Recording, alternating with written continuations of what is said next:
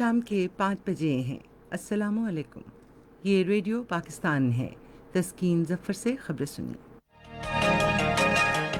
پہلے اہم خبروں کا خلاصہ۔ صدر عارف علوی نے 10واں قومی مالیاتی کمیشن تشکیل دیا ہے۔ وزیر خارجہ نے کہا ہے کہ تمام صوبوں کی مشاورت سے کرونا وائرس کے خلاف قومی حکمت عملی بنائی گئی ہے۔ منصوبہ بندی اور ترقی کے وزیر نے کہا ہے کہ حکومت کرونا وائرس کی موجودہ صورتحال میں عوام کو ہر ممکن سہولت فراہم کر رہی ہے۔ آج کابل میں دشت برچی ہسپتال میں ایک مسلح شخص نے فائرنگ کر کے کم از کم 8 افراد کو ہلاک کر دیا۔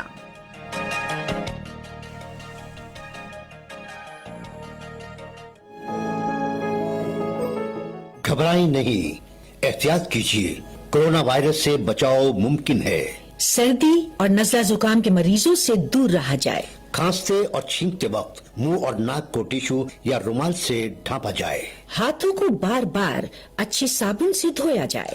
استعمال کے بعد ٹیشو کو مناسب طریقے سے ضائع کیا جائے تو کرونا وائرس کو پھیلنے سے روکا جا سکتا ہے۔ مزید معلومات کے لیے نیشنل ڈیزاسٹر مینجمنٹ اتھارٹی 111-157-157 اور صحت تحفظ ہیلپ لائن 1166 پر رابطہ کریں۔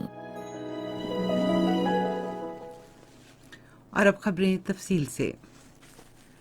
صدر عارف علوی نے 10واں قومی مالیاتی کمیشن تشکیل دیا ہے۔ مشیر خزانہ نے NFC کے اجلاس کی صدارت کی۔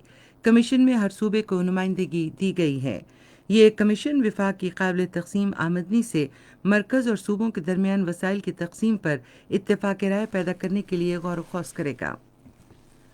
وزیر خارجہ شاہ محمود قریشی نے امید ظاہر کی ہے کہ کرونا وائرس کے درپیش مسئلے پر مل کر قابو پا لیا جائے گا۔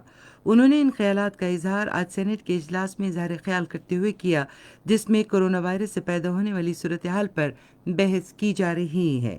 وزیر خارجہ نے کہا کہ وفاق کی تمام اکائیوں سے تجاویز لینے کے بعد اس وبا کے خلاف قومی حکمت عملی وضع کی گئی ہے۔ انہوں نے کہا کہ یہ ایک قومی ہنگامی صورتحال ہے اور تمام فریقوں کو وائرس پر قابو پانے کے لیے اجتماعی طور پر کام کرنا ہوگا، جس نے پوری دنیا کو اپنی لپیٹ میں لے لیا ہے۔ انہوں نے کہا کہ صوبوں کی تجاویز کو زیر غور لانے کے لیے قومی رابطہ کمیٹی اور national command and operation centre قائم کیا گیا ہے۔ مسلم لیگ نون کے رہنما مصدق ملک نے کہا ہے کہ کرونا وائرس پر قابو پانے کے لیے ایک مؤثر پالیسی تشکیل دی جانی چاہیے۔ انہوں نے وبا کے خاتمے کے لیے 3 سے 4 ہفتے کے لاک ڈاؤن کی تجویز دی۔ جماعت اسلامی کے مشتاق احمد نے کہا کہ احساس پروگرام کے تحت نقد امداد وصول کرنے والے مستحق خاندانوں کے گیس اور بجلی کے بل معاف کرنے چاہیے۔ ایوان کا اجلاس اب جمعرات کو دوپہر 12 بجے ہوگا۔ منصوبہ بندی اور ترقی کے وزیر اسد عمر نے کہا ہے کہ حکومت عوام کو کووڈ-19 کی صورتحال سے بچانے کے لیے تمام ممکنہ سہولت فراہم کر رہی ہے۔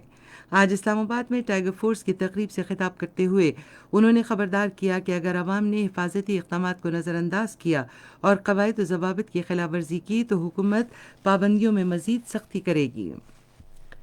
قومی کمان اور آپریشن مرکز کی ہیلتھ سروسز اکیڈمی اور عالمی ادارہ صحت کے درمیان مفاہمت کی ایک یادداشت پر دستخط ہو گئے ہیں، جس کے ذریعے کرونا وائرس سے نمٹنے کے لیے پیشہ ور صحت کے کارکنوں کو آن لائن تربیت فراہم کی جائے گی۔